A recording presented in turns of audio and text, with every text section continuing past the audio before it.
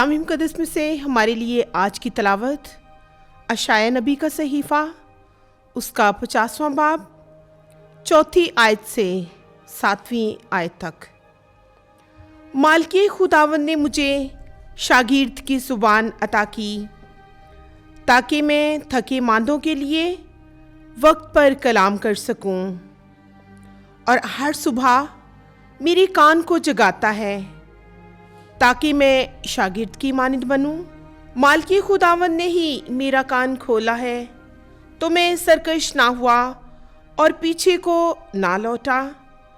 मैंने अपनी पीठ मारने वालों को और अपनी गालें नोचने वालों को दे दी। मैंने तौहीन और थूक से अपना मुंह नहीं छुपाया, लेकिन मालिक खुदावंद मेरा मददगार है, इसीलिए मैं शर्मिंदा ना होऊंगा।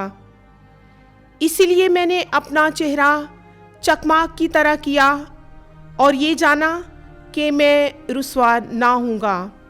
पाकलाम की पढ़े और सुने जाने पर खुदावंद की ख़ास बरकत हो। खुदा का शुक्र हो। आमीन।